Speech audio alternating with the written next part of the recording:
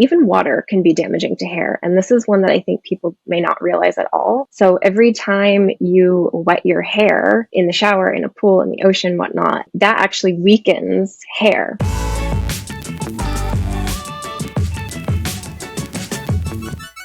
Alrighty. So Meagan, thank you so much for joining me on today's podcast.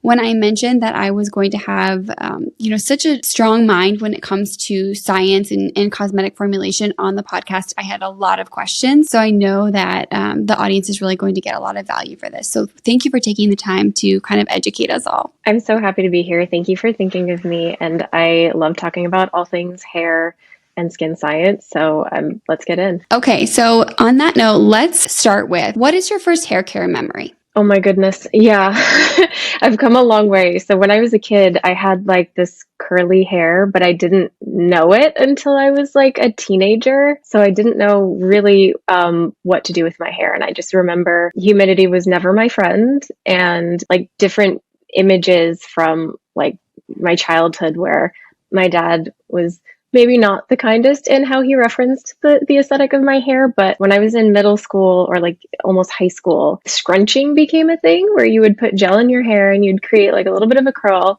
And I did it one time and I was like, does this work really well for me? This is a cool thing. I'm glad I discovered this. And then it just kind of started the curly hair care routine and learning how to do things that work for my hair. And being always interested in science, I wanted to know why something did work the way that it did. So investigating that kind of got me launched into where I ended up in hair science. I love that. And I know that questions about curly hair and curl patterns and caring for your curls is so common. There's a lot of misinformation out there. So I'm definitely excited to get into the curly part of it because I know that we had a lot of questions about it. But I want to first talk a little bit about how you got to this place in your career and what has your career journey been like? So I started in cosmetics almost as an accident. I love doing research and I always thought I would do some kind of academia. But after college, I took a break before going to graduate school and I started doing industry, and cosmetic chemistry had this draw because it kind of hybridized different pieces of art, which I also loved to do in my personal time, and creativity, and, meshed it really well with the sciences. So I got into formulation. I started actually in color cosmetics because that's kind of, you can see the direct art link there. And I worked for a brand for a little while. Then I switched gears and went into skin and hair care for a contract manufacturer. So for anybody who doesn't know, contract manufacturers are companies that will do developments on behalf of different brands. You work with them to create they come to you with an idea or a type of product or attributes that they want. And then you do the development on the formulation side to create. So I did formula development there. I love all things skin, but hair care was kind of always my favorite. And so I worked in the contract labs there for a while. Then I switched into the innovation lab, which I liked because when you do things for contract, the timelines are kind of really sped up. And so you don't really have the time to devote putting so much thought and like experimental design as much as I would have wanted anyway. So I was really looking to do more and felt like you could really optimize better. So I switched into the innovation lab there to kind of do things from scratch, put a little bit more time and effort into the initial like research phase for formulas. And then I ended up in contact with Saveen Sahib, who is one of the founders of K18. And what he was looking to do was, first of all, he had this really fascinating product, right, with extremely compelling science. So that captured my attention, of course, right away. He was very interested in hair science education because he had done his own exploration, which is how he got into finding the K18 peptide and how he got into hair. But, found that it's really hard to get access to what is true and evidence-based information, and that there weren't many ways for a consumer, somebody who doesn't come from a technical background, to get access to that information and know what's right, what isn't. There's so much misinformation circulating out there. And so one of the initiatives that was really important to him was doing science education. And that resonated with me because I didn't think that any brands were really doing it in a way that wasn't at least a little bit misleading. So it felt really natural to join him. And I've been with K18 now since December 2020. So it's 2.5 years, and I love the work that I do with them. It's really incredible because when I first found K18, and that's how I met you, through your kind of science squad and your education that you provide to, content creators, and I would consider, myself a skincare educator, and hair care is something I just kind of very recently started educating on because I find that there's a lot of questions around it. So when I met you, I was so pleasantly surprised, exactly as you said, that K18 educates in a way that is very comprehensive, and it doesn't feel like, although much of it ties back to K18 because of the science behind it, which we'll get into a little bit later, because it's such a fantastic brand and really this peptide is so remarkable. A lot of the recommendations may tie back to K18, but the education is so, as I said, comprehensive and holistic that I really enjoyed that education, and it taught me so much about hair. And that's why I really wanted to have you on. And so, as I said, we're going to talk a little bit about K18, but I wanted to kind of get from your expertise, what are like the essentials for our hair? I know the essentials for our skin, what our skin absolutely needs and what, is kind of an extra. What do you think is the essentials for hair care? Oh my goodness, there's so many ways to answer that question. I think understanding kind of the hair that you have on your head, like skin, right? Everybody has a little bit of a different and a unique requirement. So it's not an easy answer that you can tell somebody, right? It takes a lot of experimentation and it's a journey, but putting that time in to know what works for you and what doesn't, right? Like, there are tons of products out there and it's hard to sift through all of them, but the experimentation is almost fun, right? Because you can try these different things, like trying on different clothes. So my biggest piece of advice is always do what works for you. If there's a huge trend or if somebody's talking about something that like works really well for them, but it just doesn't fit you, you don't have to make it fit. You can find something that works for all the things that you need for your unique hair. That said, there are a couple of pieces to a routine that I think are really important. It all starts when you wash your hair, right? You want to, first of all, it's performing a function. You're cleaning your hair and your scalp, which is the health of your scalp is intricately linked to the health of your hair, and actually vice versa. There's a really interesting interplay there, but we can talk more about that later. You want your hair to be clean when you come out of the shower. You create this clean canvas so that everything you do afterward, you just get better results from. And that's in styling, that's in salon services, that's kind of in every area. Having a good shampoo and including a clarifying shampoo in your routine, I found to be really important, both theoretically and experimentally, personally as well, right? So a good shampoo. Then there are two parts, right? You want to have different ways to protect your hair, because when you're going out and living your life, your hair is exposed to so many different factors. And I think people don't realize just how many ways there are to damage hair. So using a product that's going to offer really good protection from all these different areas, right? Be that salon services, be that heat, be that mechanical styling, right?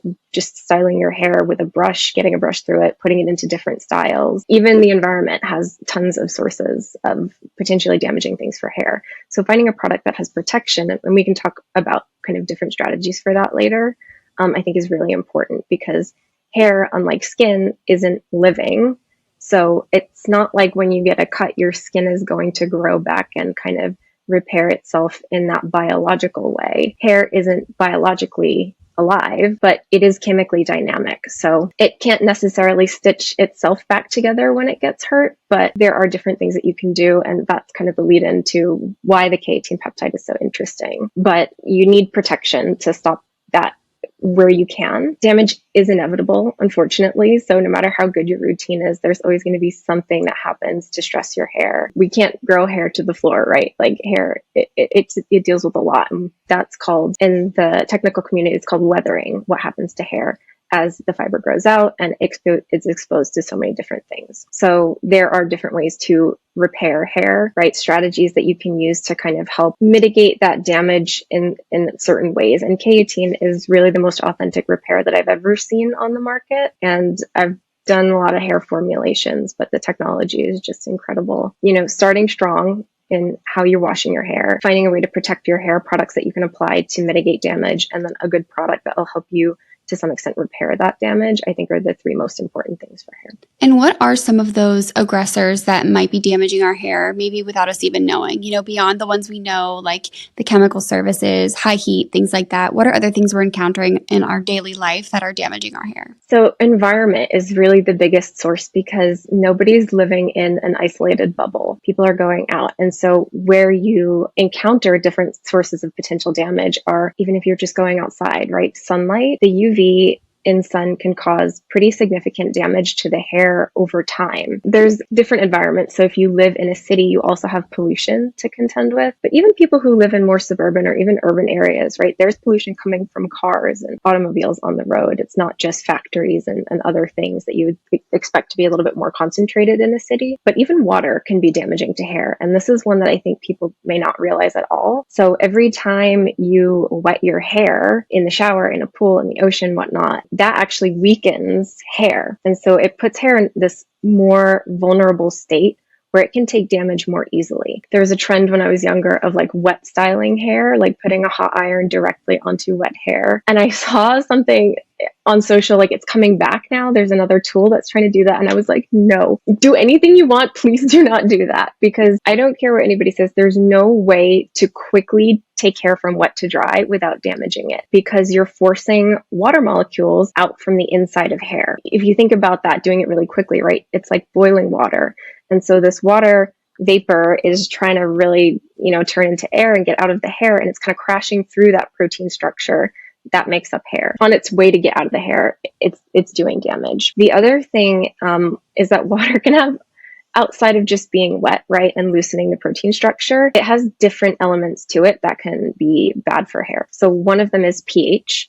pH is super important when you talk about hair because of its structure. So the outside of hair is the cuticle. It's kind of these overlapping tile-like cells that form hair's first line of defense, or its barrier. That's the thing that's in direct contact with the environment. And when hair is in the presence of water, whether it's humidity or it's submersed, right, when you're washing your hair, the cuticles will actually swell. And so what happens is it allows things to get inside of hair a little bit easier, but you also can feel it. So these cuticle scales, when they are sticking out, they kind of look like a pine cone. That's the kind of the best visual representation. If you picture a pine cone with those scales kind of standing out, imagine trying to brush two pine cones alongside each other.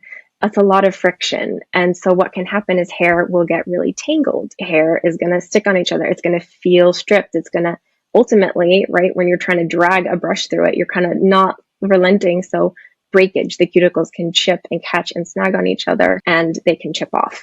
Where pH fits into this is that the higher the pH of the water, the more or the greater degree of swelling the cuticle actually possesses. So if you are submerging a hair fiber in water that's of a low pH, right, that's acidic, you kind of minimize that swelling. So you are also preserving the proteins in this happier state. Hair's optimal pH is around 5, so between 4.5 to 5. Anybody who's not familiar with the pH scale, that is from 0 to 14. The lower numbers being more acidic, the higher numbers being more alkaline, and right in the middle of that scale is neutral, which is a 7. Most of physiologic pH is neutral, right? The inside of our bodies, our cells, that's around 7.6, but hair actually prefers a lower pH. So if you're using a water that, or a product that is at neutral pH, you might be thinking that that's safe, but it's actually too high for hair. And there are studies that have shown that hair that's been soaked in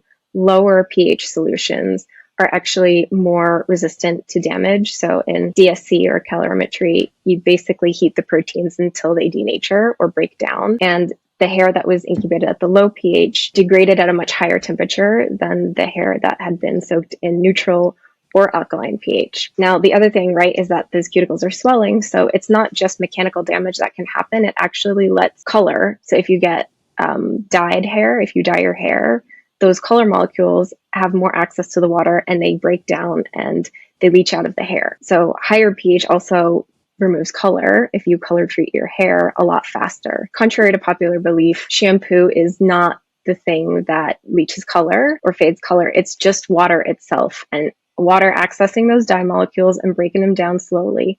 And the higher the pH, again, the faster that process is going to happen. So using pH balanced products for hair, I know I've seen that term kind of come up a lot more, but I don't know if people are understanding just how important it is or why it's important, right? So some of those things, the pH of the water that you're washing your hair is important.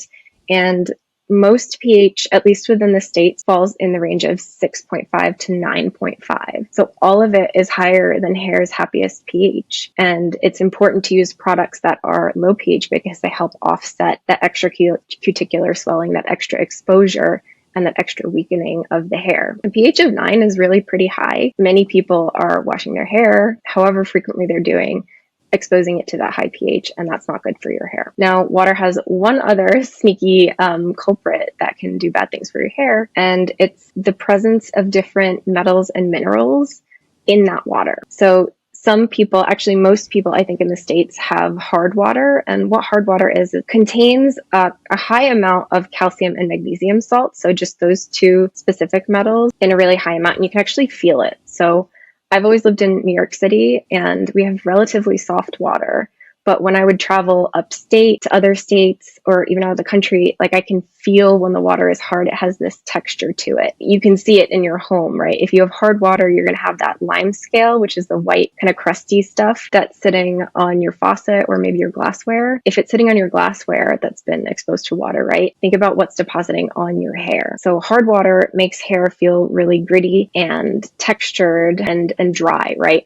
If somebody comes in and they're saying that they have, the hair is really dry, they need to use a lot of products, it's not really helping, they probably have some kind of mineral buildup due to hard water. And that's, again, something that makes a big impact on the way that your hair feels, but it's not really talked about all that much. So using a shower filter is pretty important. But even if you don't have hard water in your home, water can still contain trace amounts, smaller amounts of other metals that would be present. And those can come from the metal piping that's used, right? Like copper or lead or iron. Different metals make their way into the water, and those can be present in hard water, but also soft water. And these metals are, at, like I said, a lower level, but they're actually worse for hair because they don't just impact how hair feels, they impact how the protein structure of hair stays stable. So have you ever heard of or seen smoking foils in a salon? No, sounds scary. I'm glad that you've never encountered it, actually. What's happening is that there are things in the hair that are amplifying the chemical reactions that are occurring in the salon. So oxidative damage is really the biggest one when it comes to hair that really damages the structure and so the health of the hair. So these different metals, when they're present in the water, they like to stick to hair. And that's because metals have a positive charge and hair proteins actually have a negative charge. So opposites attract, and those metals will stick themselves onto the proteins of hair. If you go outside and you're in UV, UV is also a type of oxidative damage. If you go into the salon and your stylist doesn't know the quality of the water you've been washing your hair in, and they go to do a bleaching service, which again is an oxidizing chemical, it can make that worse. And it can cause even more incidental damage to hair when you go through any of these other processes like that. And again, it's something that seems really basic and important, but it's not really talked about in the industry. So K18 has a pro product called the pro-chelating complex, which we developed specifically to remove different metals and minerals from the hair to standardize a salon service like that. And it's like not that interesting to most people, but it's my favorite product because it sets people up for success, because so many people come in with so many different things on their hair that they just have no knowledge of. And you want to make sure when you go to a salon, you can trust who you're seeing. And it gives the pros this tool to create kind of a baseline that's safe, and they can trust what they're doing. They don't have to worry about what kind of state the hair came in before, and they can do their best artwork on the hair, and your hair stays the healthiest. So that's my geek rant. I just think metals in water and on hair is fascinating, and removing them is super important. So there's lots of ways that the water that you're even just washing your hair in can be causing damage. The last thing with water that I'll mention, because now it's been a full TED talk on where in your environment can you where can you get hair damage, is that when water is present in the environment, and that can just be in the form of humidity, right? Atmospheric water, and you're outside in the sun, it makes the UV damage worse. So the higher the humidity, or if you're outside swimming, or if you're outside in the ocean, I spent a lot of time, I was a beach bum when I was a kid. And that's also kind of why I had Hermione hair, right? I was getting what was actually chemical damage to my hair because the combination of the sun and the water and the metals and minerals in ocean water does this reaction that is effectively the same as an in-salon bleach. That's where surfer's hair comes from, actually. You see that lightening of hair because it's a natural environmental bleaching that's occurring to the hair.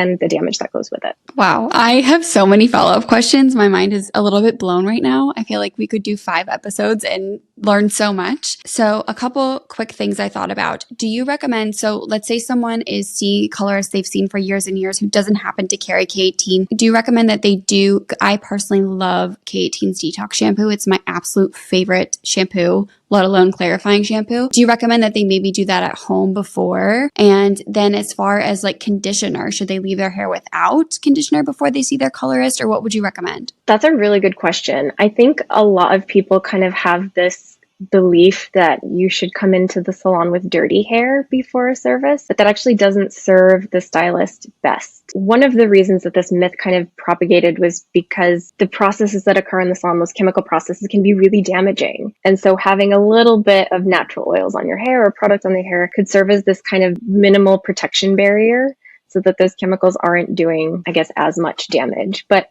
actually, it's going to make the salon process a little bit less consistent because, like I mentioned before, having a clean canvas on hair makes everything go better, including the in-salon chemical services. So yeah, I absolutely would recommend using the detox shampoo yourself. But something else that sort of negates the need for this like protection on your hair, right, is using the core K18 product, the K18 mask, because you're again keeping your hair structurally as healthy as it can be. And with hair, structure equals strength. And that's the whole health of your hair, right? So by coming in with a clean canvas and your hair that is in its healthiest state that it can be, your pro is going to be able to do so much more with your hair. I remember some of the early testimonies that I heard from pros when I joined K18 about the product, right? Because there's a lot of ingredients that have a potentially interesting mechanism of action. But when you have a really strong theoretical background and you see in practice really dramatic results, that's kind of the special combination that you would want in a product, right? Pros were saying that,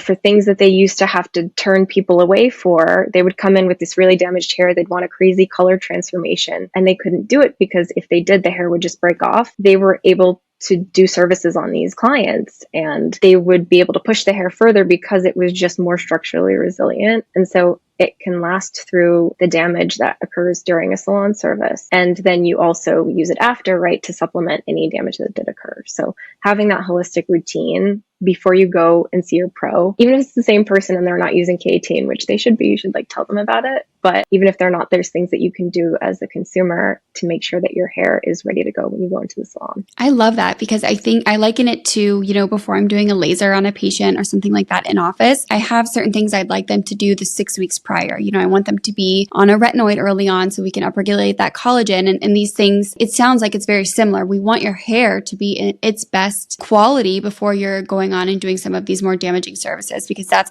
ultimately going to set you up better than trying to just do damage control after. Yeah, absolutely. So we have some things we can do to our hair before services, trying to find a colorist who already uses and is knowledgeable of K18, water filter, and kind of limiting our hair's exposure to water, especially outside, and UV. Is there anything else you can think of as far as lifestyle changes that we can make for our hair that can kind of set us up for success? Things we might be able to avoid? Probably, I'm assuming cigarette smoke, same thing, is damaging to our hair just as it is to our skin. Anything else you can think of? Yeah, hair is actually such a good biorecord of different kinds of pollutants that you're not only getting from air exposure, right? Atmospheric exposure if you live in a city, but your diet or things that you do like smoking cigarettes, you can differentiate the content of certain metals in hair of cigarette smokers versus not. Or they've used it to track environmental contamination in different environmental populations. And again, the hair reflects kind of that record of things that you've been exposed to, which again is nuts. Again, I'm going to plug the chelator because it's just so important. Having a pro do a demineralizing treatment before a chemical service is also really important because, like I said, it's going to minimize the damage that occurs and it's also going to standardize the results that they get. So another interesting thing that we saw when we were testing this pro chelator complex was that if you're doing a color service in the salon and let's say you have this kind of reddish auburn color and you apply that to hair, if the hair has been soaked in a hard water / contaminated water mixture prior to it, and then you do the service versus hair that's been soaked in that same contaminated water formula, and then you apply the chelator and then you do the service, the color actually comes out pretty dramatically different, which is nuts, right? Because what that means is a pro who's using the same product on different people's hair, if they have different mineral contents in the water that they're shampooing, if they went to a lake, if they went to an ocean, they might not get the same results every single time. So it's important to standardize the result, right? If you want a color and your colorist is familiar with it, get the best results out of that, right? So not just minimize damage, but minimize any side reactions that are going to change the result that you're going for. So I do think that having a demineralizing treatment, and there are others on the market, but I was adamant that we do a really good job on ours because I think that there were holes in the performance of the existing ones. Making sure that that was the best demineralizing treatment that you could have was really important to us. And I think it's a really important step if you do salon services. Even if you don't actually, what we saw for people who don't have chemically treated hair, and I don't color my hair. The shape is natural, so it's not like I do a relaxer or a perm, is that you can really change the texture. So if I go to, someplace that has hard water, I come back and I do a chelator because my hair is going to be much softer after. So it really helps every single client, even if you're just getting a cut, because there is those metals and those minerals present in the water that you're shampooing with. So I think that that's one of the most important ones. I'll also say shampoo frequency can be important because, like I said, water is sneakily damaging to your hair, and just exposing it to water can lead to different kinds of damage. So something that I've implemented and I've noticed a big difference is in washing my hair less often. And what that looks like is going to be different and unique to each person because sebum production of your scalp is different. What you're exposing your hair to is different. I would just say don't wash your hair just for the sake of washing your hair. Do it when your scalp is telling you it's time to wash your hair, and don't overdo it. Really sort of stretch the time in between because, again, you're only going to keep your hair healthier by avoiding that exposure to water, to metals, to high pH, and all of the forces, right? Like shampooing can be aggressive, and brushing your hair can be aggressive. Styling your hair, heat treating hair can be aggressive. So minimizing wash frequency to a routine that works for you, I think, is also important.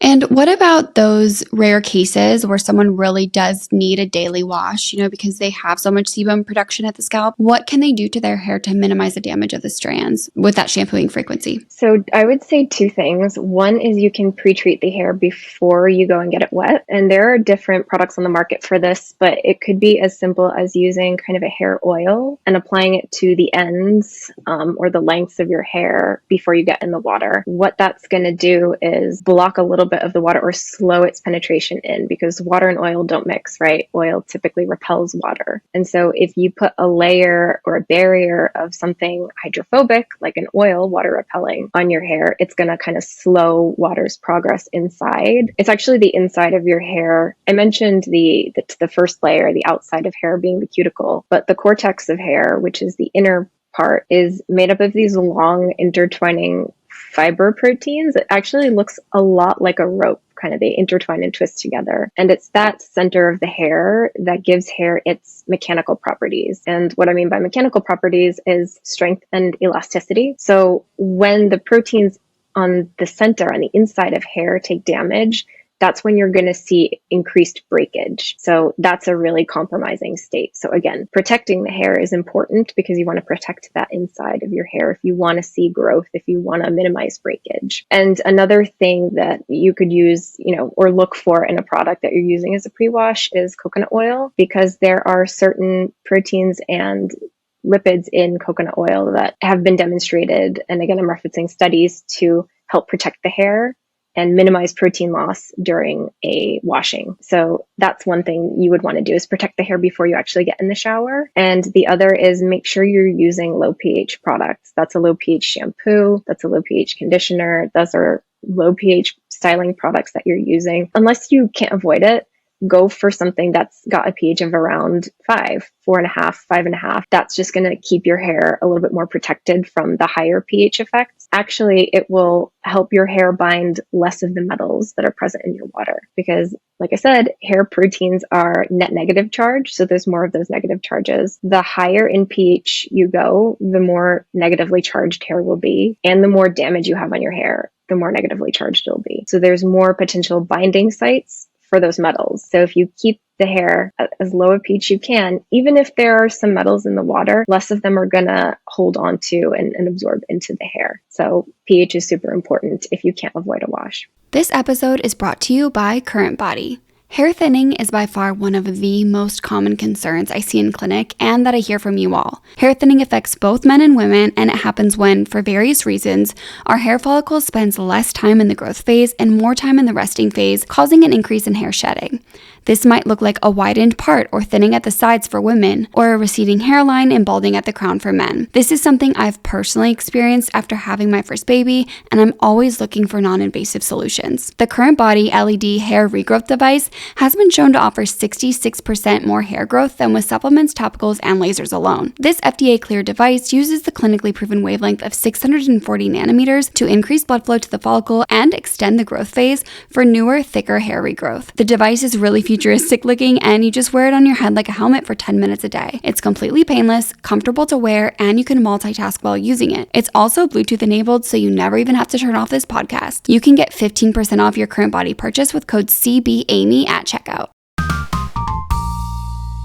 And I actually love pre-oiling my hair before I wash it.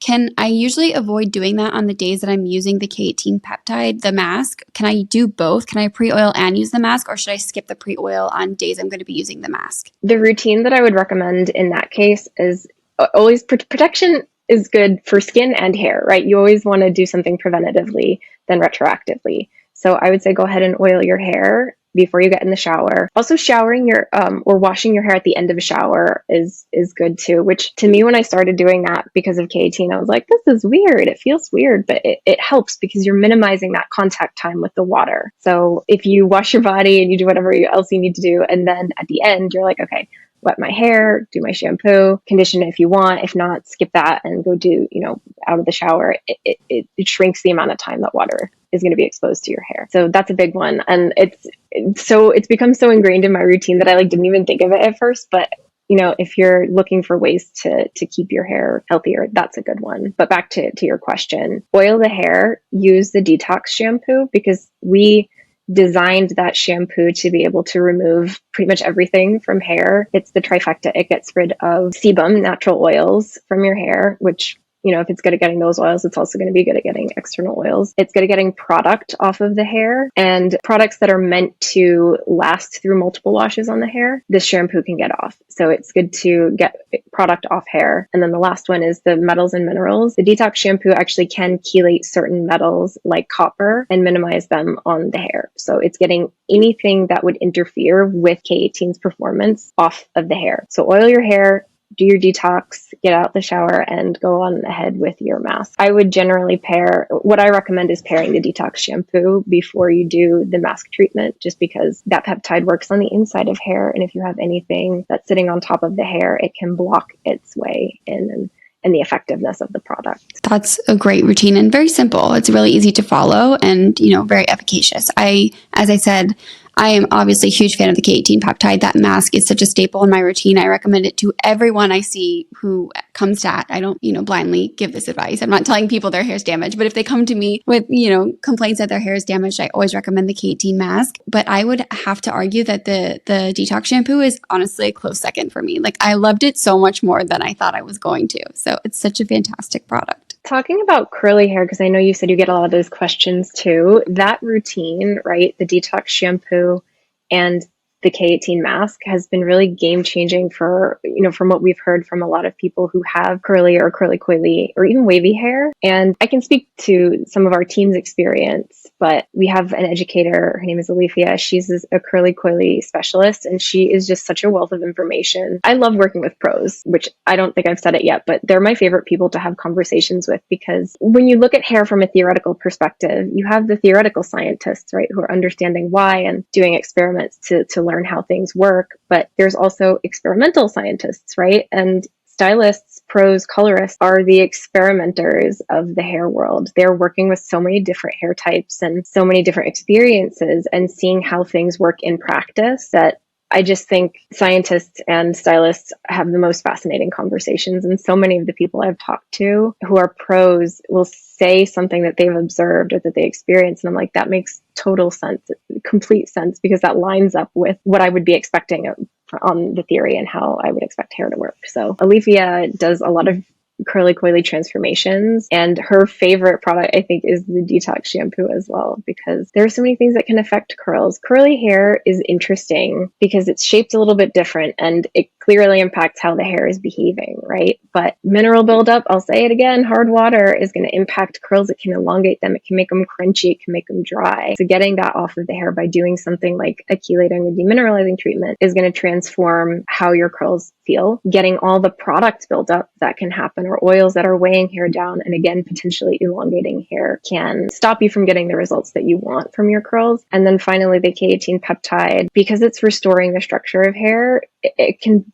really keep the curl, the natural curl that you have, intact in a way that you might not be able to do otherwise. So I love that combo. A lot of other people that we've spoken to, it's been really helpful for curly hair. So do you believe that it's possible to restore a curl pattern after years and years of relaxing and, chemical damage, heat damage? I get that question a lot because people are really trying to embrace their natural hair texture. And we're kind of coming out of a time where it was not that way for many years. So I think people are looking for ways that they can restore their pattern as much as possible. I think that there's a tipping point where if your hair is like super, super, super compromised, you might not be able to restore the original curl to it. And in the literature, I have not seen anything that can restore a curl pattern that's been lost to damage. But experientially, I've seen K18 do that. I've seen the mask do that. And that's been personal. Like, it boosts my curls in a way that I never thought that they would be. And again, I don't chemically treat my hair, but there's so many other sources of damage in the world that people don't realize. So virgin hair is kind of a myth. Everybody has some extent of damage. And a lot of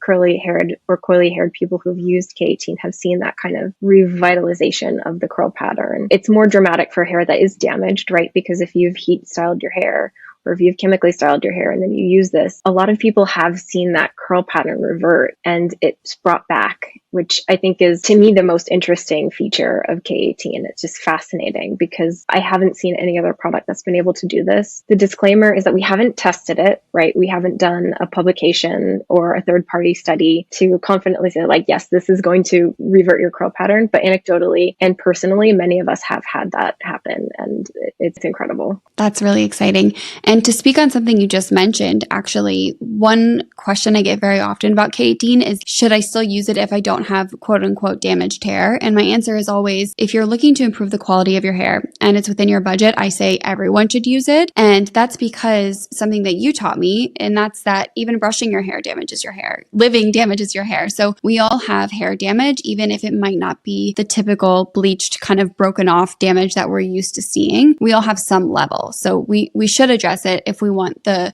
most impactful change in our hair care routine. Yeah, absolutely. I love that you get it. It's hard for some people to wrap their head around, and the product is not cheap. Let's be real. Like, it's a higher price point, but if you can make the investment, I do think it's really worth it for all hair types, regardless of salon status or at home or just, like you said, living. Yeah, I agree. I think it truly is the best product that I have in my routine. I really think it's the most efficacious hair product that I've ever come across, which is why I wanted to have you on the podcast to begin with, because there are just so many hair care products out there. I mean, so many, with new ones popping up. I mean, my front door every day is one or two packages of a new hair launch, and there really just isn't anything like this product. It's so incredible. So I'm so happy with it. And I just want to shout it from the rooftop. So I'm so excited to have you guys on to talk a little bit about the science, because that is really what makes it so magical. Yeah. So should I talk a little bit about K18? Yeah. I have a couple other questions that we can kind of go over at the end, but I think it's a good time to kind of go into the peptide and how it works, what it is, maybe some insider tips on how to use the mask, whatever insight you want to give us. So to understand why K18 is so revolutionary and so awesome, and the technology is just so compelling, you have to understand a little bit about hair structure. So like I mentioned, hair has kind of these two primary structural features, and that's the outside cuticle and the inside cortex. But hair is made up of what? It's mostly protein, up to 95% protein. There's some water content, some lipids, some trace metals, but protein is the biggest piece of hair's architecture. And having those proteins intact and structurally resilient translates directly to hair's properties. So if you are getting protein damage to the cuticle, that's going to impact a lot of kind of the way that you interact with your hair, right? So the way hair feels, the way hair looks is very much a factor of how healthy the cuticle is. And that's because shine is uniform reflection of light. So if the cuticle is flat and it's intact, it's not chipped, it's not crazy swelled, there's not chunks missing, it's going to be a more uniform surface. And so you're naturally going to have more shiny hair. If, again, there's pieces missing, there's raised cuticle scales that have lifted or chipped, you can feel that. So hair is going to feel a little bit coarser and not smooth. But what the more sinister effect is of cuticle damage is that it's exposing that inner cortex. And once damage starts to reach the inside proteins of hair, it's going to begin to fall apart. So if you think about that rope analogy, which is what the cortex looks like, right? Lots of tiny little fibers, meaning tiny little protein chains that are building together to create something that's a really beautiful and intricate structure, which again is something I think people don't realize, like what hair looks like on a microscopic level, or, it just looks like a string. It's just a fiber, but it's a beautiful structure. And so when that inside cortex takes damage, you can imagine taking, something sharp like a knife or scissors and wearing away at the rope, and it's going to start to fray and it's going to start to pull apart. And you wouldn't want to put weight on a rope that's been so damaged and frayed. You wouldn't want to climb that, right? It's just going to give, it's going to fall apart. And so cortex damage is what leads to breakage, like severe breakage. Once that structure falls apart, the hair fiber is going to fall apart. And so hair is made up primarily of protein, right? The fascinating piece of K18, the K18 peptide, is kind of its discovery process. So they were looking at this protein structure of the hair. It's kind of a natural thought process, right? And it's actually what we call biomimicry or biomimetics, is taking inspiration from something that's naturally occurring and trying to recreate it. They looked at all of the proteins that make up our hair, all the proteins that are coded for in our genetics that end up in hair and creating that structure. They studied them. They broke them up into small proteins, which we call peptides.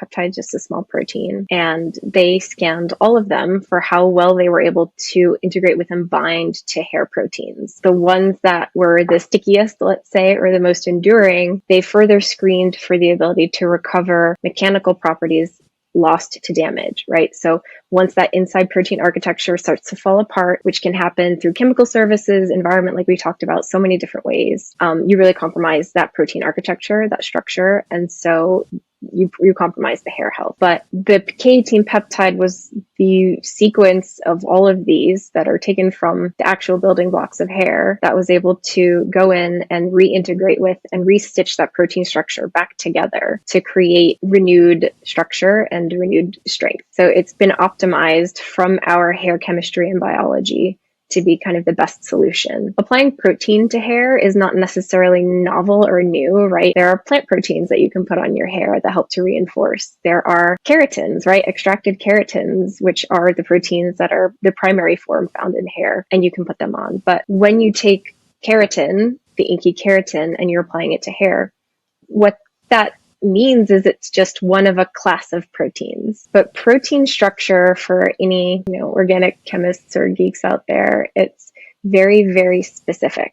So proteins are made up of amino acids, which are these little units that you link together end to end. The type of amino acids, the number of them, and the order of them, very much like letters in a word or words in a sentence, it really dramatically changes the meaning, right? So just having any keratin or any fragment of protein of any size or any composition isn't enough to create that really impactful repair. The K18 peptide is just the right size, composition to do that really innovative repair. So it's the best for the job, and it's really different to anything that's out there. I'm trying to think if there's anything else. I don't know. Do you have any questions? Yeah, we got quite a few, and it's a lot of the education I've heard from you before, but I mean, I still find myself asking the more I learn about K18, the more questions I have about it, because it's just such a remarkable product. But one question that we did get from the audience was, how to apply it. And I remember when you guys spoke with us at the Sephora Squad, you had a tip of kind of like rubbing the product in the palm of your hands until it's opaque. And ever since I started doing that, it's made such a difference in how I'm able to apply it. So anything you can tell us, I think,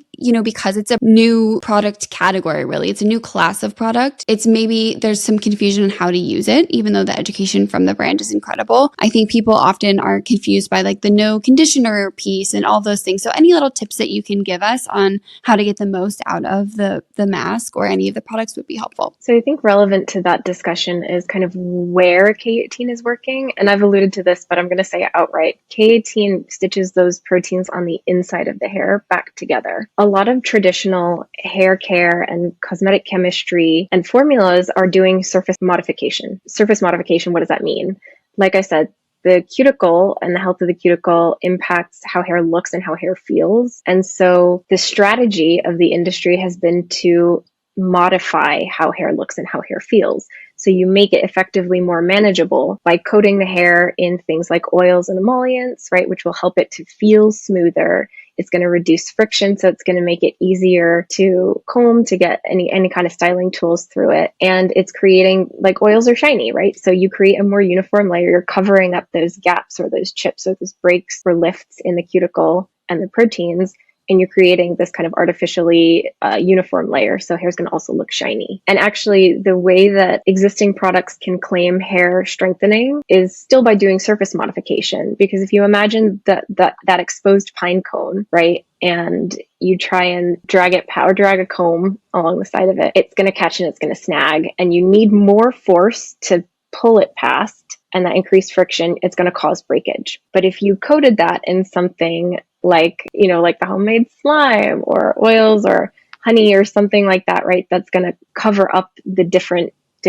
gaps in those scales, it's much easier to pull something past it. So you're smoothing it, you're lubricating it, you're reducing that friction. And so you can actually take the comb past your hair, right, much easier with less force needed to untangle it. And so you would see less breakage. And so it's that less breakage that lends itself to strengthening claims, because, if the hair's not breaking as easily, the conclusion is that it's stronger, but that's not actually true. Applying something to the surface or to the cuticle itself, it's not impacting the inside of hair, which is where we know that strength comes from. So these products can be great to help you achieve a desired look or a feel or a style, but they're not addressing the underlying damage. K18, that peptide, needs to make its way to the center of the hair, to the inside of the hair, to the cortex, to do its repair. And the formulation is optimized to do that, to deliver the peptide in. It's also pH regulated, like we talked about. It's important.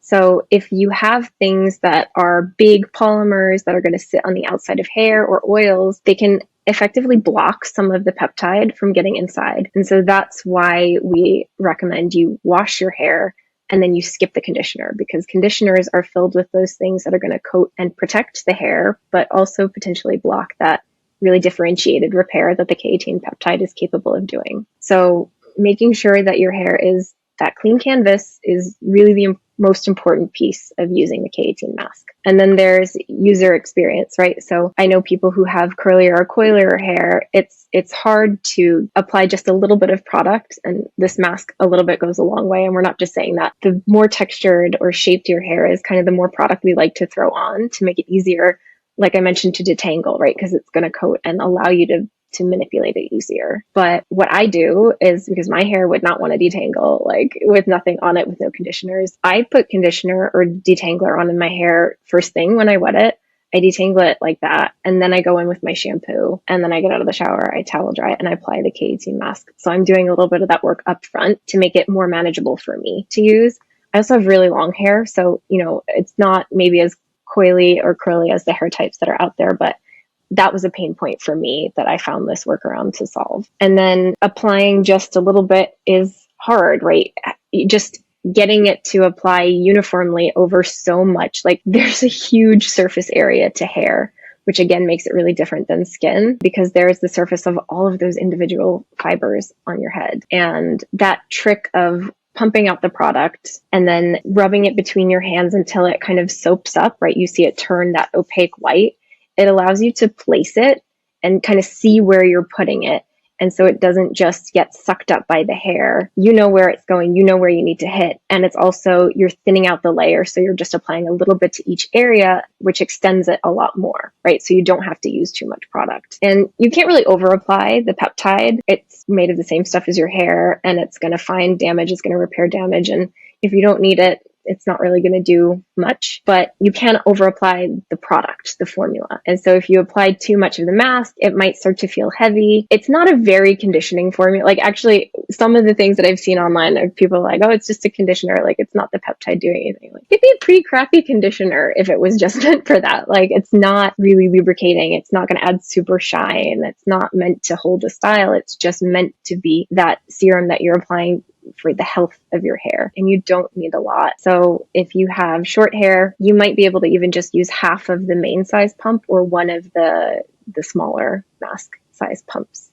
Always start with less. You can always add more, but people are always surprised also at how easily you can detangle your hair if you have kind of less of a curl shape or a wave. Or even if you do, honestly, you can just get a comb through your hair or brush through your hair easier when you use the mask. And that's because you're repairing the damage, but you're also putting the hair back at a lower pH. So minimizing swelling of the cuticles and keeping everything more resilient. So yeah, those are my tips to get the most from your mask. Yeah, and that's really helpful too. As we mentioned earlier, if the price isn't well within your budget, this is a way that you can really get the most out of the product. You really don't need much. And that's one thing when I tried to explain how much I use. I mean, I have really long hair and I use maybe 2 or 3 pumps max. I mean, that's probably even still too much. Like I can get the job done with 1 or 2. So I think it's important to kind of understand those tips so that we can get the most out of it, as you said. Before we wrap up, I wanted to rapid fire a couple quick hair questions for you that the audience had. So we're going to start with, can you oil train your scalp? Oh,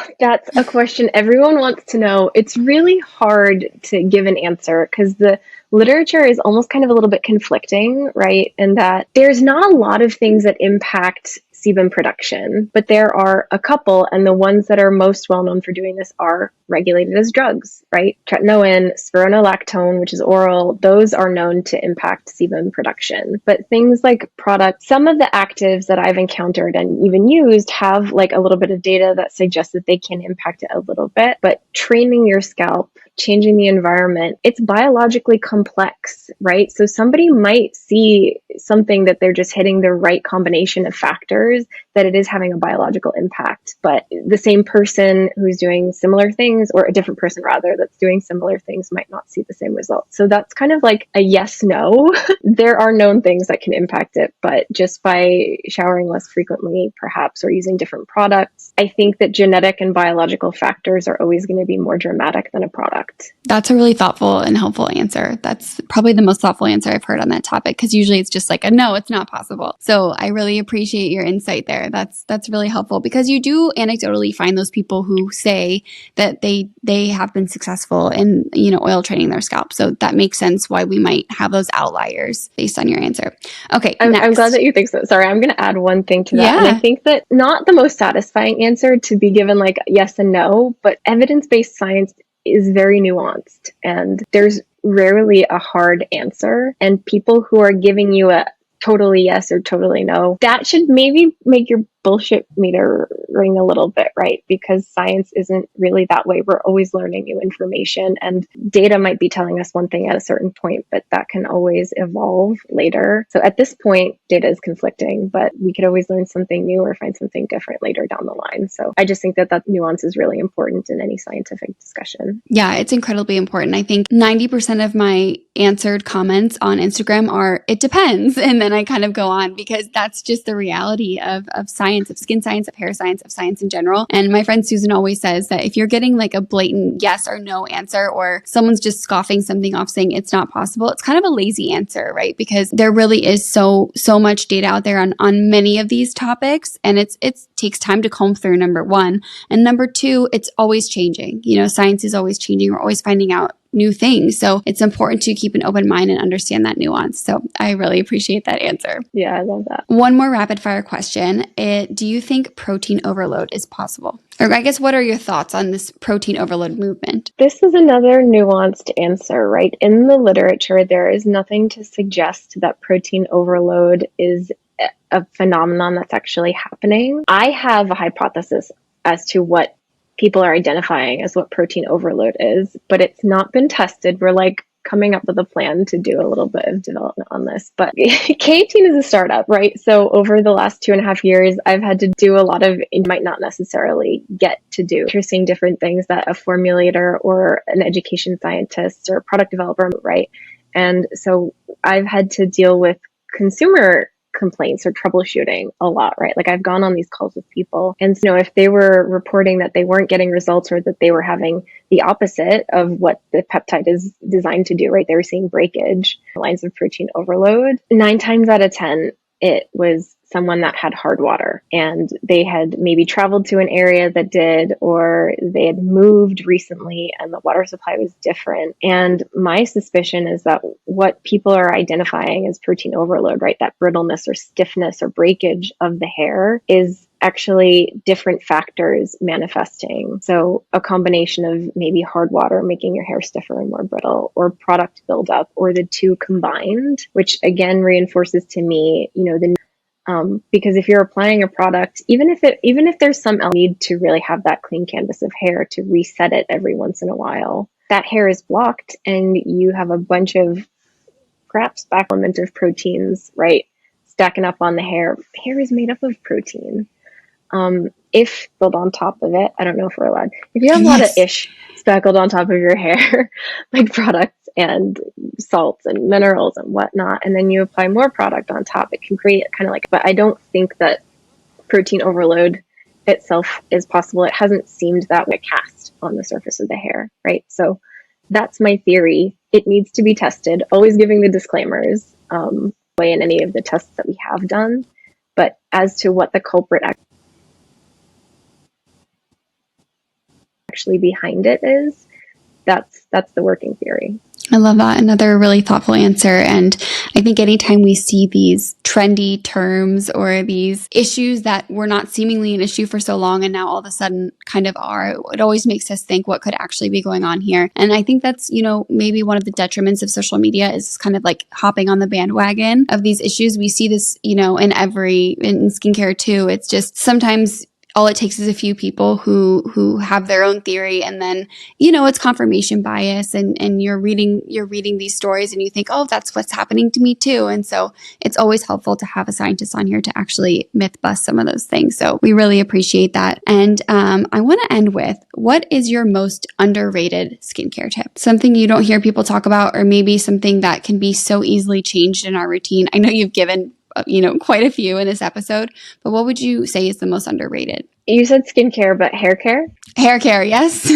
Yes, hair care tip. I think it's related actually, because scalp is skin. It's living skin, and healthy scalp is very, very linked to the health of the hair fiber that's growing from it. And so I actually think that having a good scalp care routine is important, and it's catching on a little bit more now. There's a trend in the industry, it's called skinification of hair, and it makes me super happy because I did skincare formulation for years and I love it. And one of my favorite things to do back when I was at the CM to this day is to kind of homebrew a custom product, and I've had the luxury of being able to tailor products to myself, so making scalp serums that are things that I know that I need. But I think that continuing that conversation of, if your scalp is healthy, your hair is healthy. And if your hair is healthy, your scalp will in turn be healthier. You don't need to apply so many things to it that are new things coming in contact with your scalp. You don't need to maybe have such aggressive chemical treatments to get your hair to a place where you feel it's good.